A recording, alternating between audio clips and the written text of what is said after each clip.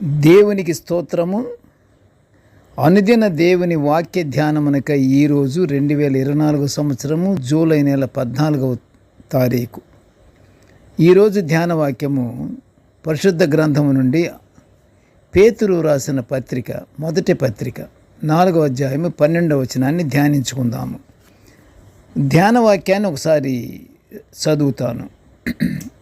ప్రియులారా, మిమ్మును శోధించుటకు మీకు కలుగుచున్న అగ్ని వంటి మహాశ్రమను గూర్చి మీకేదో ఒక వింత సంభవించినట్లు ఆశ్చర్యపడకుడి.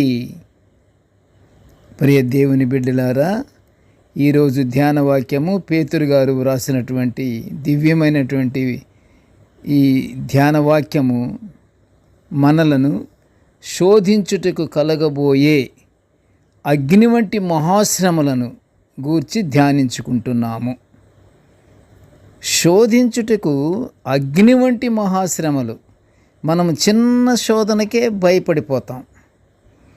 ఇక్కడ పేతురు గారు ఏమంటున్నాడు? అగ్ని వంటి మహాశ్రమలకు, వాటి గురించి ఏదో ఒక వింత సంభవించబోతుందేమో అని మీరు ఆశ్చర్యపడకండి. ఎందుకంటే లోకములో బంగారాన్ని శుద్ధి చేయుటకు, అందులోని మలినాలను తొలగించుటకు అగ్నిలో కాల్చి శుద్ధి చేస్తారు. అది అగ్ని. ఇక్కడ అగ్ని వంటి మహాశ్రమలు అంటే ఈ బంగారాన్ని శుద్ధి చేయటానికి ఏ విధంగా అయితే దాన్ని తొలగించుటకు అగ్నిలో కాలుస్తారో, ఇవి కూడా అగ్ని వంటి మహాశ్రమలు కూడా అగ్నిలో నుంచి వచ్చినయే. ఆ శ్రమలు కూడా అప్పుడు ఈ బంగారాన్ని శుద్ధి చేయటానికి అగ్నిలో కాల్చాక అందులో ఉన్నటువంటి మలినాలన్నీ పోయి ప్రశస్తమైన నిర్మలమైన మేలిమి బంగారం మిగులుతుంది. ఇది ప్రియులారా, మానవుడు కూడా ఇదే మనకి ఇప్పుడు నేర్చుకోపోతుంది. విశ్వాసం కూడా ఇంతే. శ్రమలకు శోధనలకు గురైన విశ్వాసం బలమైనది, బలీయమైనది, నిర్మలమైనది కూడా.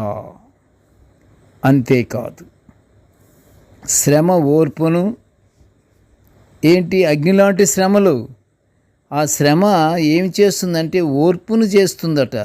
శ్రమను అనుభవిస్తే ఓర్పు కలుగుతుంది. ఓర్పు ఏమో పరీక్షను, పరీక్ష నిరీక్షణను. ఇక నిరీక్షణ కలిగిందంటే ఇంకా అతనికి ఏ మార్పు చెందడు. నిరీక్షణ, దేవుని యందే నిరీక్షణ కలిగి ఉంటాడు. నిరీక్షణను కలుగు చేయును. ఈ నిరీక్షణ మనలను సిగ్గుపరచదు అని పౌలు గారు రోమా సంఘానికి వ్రాసిన పత్రిక 5వ అధ్యాయము 3-5 వచనాల్లో మనము చూస్తున్నాము. శ్రమలు ఓర్పును కలుగజేస్తాయి. శ్రమలు ఓర్పును కలుగజేస్తాయి. ఎంత శ్రమలు పడుతున్నా ఓర్పు అనేది కలుగుతూ ఉంటుంది. శ్రమ పడింది, శ్రమ వచ్చింది, బాధలు వచ్చినాయి, కష్టాలు వచ్చినాయి, అయినను అవన్నీ భరించుకోవటమే ఓర్పు. ఆ ఓర్పును కలుగజేస్తాయి ఈ శ్రమలు. హెబ్రీలకు రాసిన పత్రిక 6వ అధ్యాయము 15వ వచనంలో మనం చూస్తే, దేవుడు అబ్రహామును ఆశీర్వదించి విస్తరింపజేస్తాను అన్నటువంటి వాగ్దానమును అబ్రహాము ఓర్పుతో నిరీక్షించి ఆ వాగ్దాన ఫలితము పొందినట్లు పరిశుద్ధ గ్రంథము సెలవిస్తుంది. దేవుడు వాగ్దానం చేశాడు. మాకు దేవుడు ఇంకా ఆలస్యం చేస్తూనే ఉన్నాడు అనుకుంటాము. కానీ అబ్రహాము చూసారా, దేవునికి ఎంత పనేది. కానీ అబ్రహాము ఆ వాగ్దానాన్ని కొంతకాలం అలాగే అట్టిపెట్టగా అబ్రహాం ఏం చేశాడు? ఓర్పుతో ఆ వాగ్దానం గురించి ఎదురు చూస్తూనే ఉన్నాడు, నిరీక్షిస్తూనే ఉన్నాడు.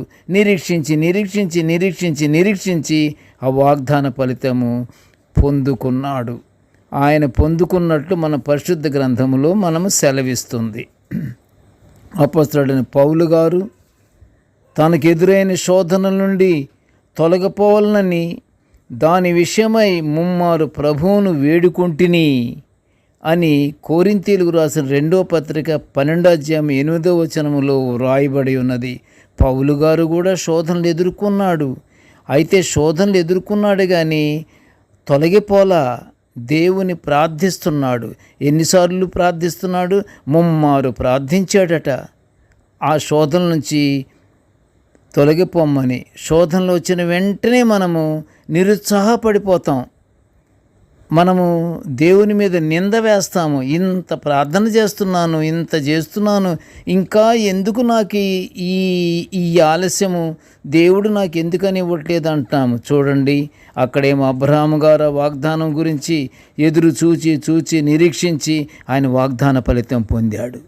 ఇక్కడేమో పౌలు గారేమో శోధనలు ఎదుర్కొన్నందువల్ల ఆ శోధనలకి జయించుకుంటానికి దేవుణ్ణి అడిగి ఆయన 3 మారు ప్రార్థన చేసి ప్రభువును వేడుకుంటే 12వ అధ్యాయం 8వ వచనములో వ్రాయబడినటువంటి సంగతిని మనం జ్ఞాపకం తెచ్చుకుంటే మనము శోధనలు చాలా ఈజీగా పొందుకుంటాము, జయించుకుంటాము. శోధనల వలన మనము దేవునికి చాలా దగ్గర అవుతుంటాము. అంటే శోధన వచ్చినప్పుడల్లా దేవుని ప్రార్థించాలి. శోధన వచ్చినప్పుడల్లా విసుక్కోకూడదు, దాని మీద అనీజీగా ఉండకూడదు. శోధన వచ్చినప్పుడల్లా దేవుని ప్రార్థించాలి. దేవుని ఎప్పుడైతే నువ్వు ప్రార్థిస్తున్నావో దేవునికి దగ్గరగా ఉన్నట్టు. దేవుని అంత ఈజీగా నువ్వు ప్రార్థిస్తావా? శోధన కలిగినప్పుడే నువ్వు ప్రార్థిస్తావు. అందుకనే నీకు శోధనలు దేవుడు కలగచేసేది. దేవునికి దగ్గర అవటానికే శోధనలు. శోధనల నుంచి తప్పించుకుంటానికి మార్గము కూడా దేవుడు పక్కనే పెట్టాడు. కానీ శోధనలు వచ్చినప్పుడు మనము దేవునికి ప్రార్థన చేయాలి. శోధనల్లో ప్రభువుని విశ్వసించి ప్రార్థన చేయనప్పుడు ఎలాంటి శోధనలైనా ఎదుర్కొని జయించగలము. ఎంతటి అగ్ని వంటి మహాశ్రమలు ఎదురైనా ప్రార్థనాశక్తితో అన్నిటి నుండి విడిపించుకోగలము. కనుక ప్రార్థన ముఖ్యము. ప్రార్థన చెయ్యాలి, విశ్వాసముతో ప్రార్థన చెయ్యాలి. ఆ శోధనల వల్ల మనం ఎప్పుడు విసుగు చెందకూడదు. మనము అవి విడిపించుకుంటానికి దేవునికి ప్రార్థన మనము చేస్తే మనము దేవునికి దగ్గర అవుతాము. ప్రార్థన చేసుకుందాము. ప్రేమగల ప్రియ తండ్రి, ప్రేమగల తండ్రి, నీకు స్తోత్రాలు నాయన. తండ్రి, నీ దివ్యమైన వాక్యాలను మేము నిత్యము ఈ విధంగా మేము ధ్యానించుకునే ఈ గొప్ప భాగ్యాన్ని, మాకు ఈ అవకాశాన్ని తండ్రి నీవు మాకు అనుగ్రహించినందుకు నీ ఘనమైన స్తోత్రములు నాయన. ప్రభువా, నేటి ధ్యాన వాక్యం వినుచున్న ప్రతి బిడ్డను ఆశీర్వదించు నాయన. తండ్రి, మేము ఎల్లప్పుడూ తండ్రి నిన్ను స్తుతించుకొనుచు దేవా, మేము శోధనలు ఎదుర్కొన్నప్పుడు తండ్రి, మేము శోధనలకు దేవా మేము గురి కాకుండా ఉండుటకు, వాటి నుండి తప్పించుకొనుటకు నీవే మా ఆశ్రయం గనుక నీకు నిత్యము దేవా మా బాధలను, మాకు వచ్చినటువంటి శోధనలు మేము ఎదుర్కొనుటకు మాకు బలమైన ఆత్మీయ శక్తిని అనుగ్రహించమని నీకు ప్రార్థించే గొప్ప భాగ్యాన్ని మాకు అందరికి అనుగ్రహించమని ఈ మనవులన్నీ యేసయ్య పుణ్య నామమున వినయముగా వేడుకొంచుంటున్నాము తండ్రి. ఆమెన్. దేవుడు మనల్నందరినీ బహుగా దీవించుగాక. ఆమెన్.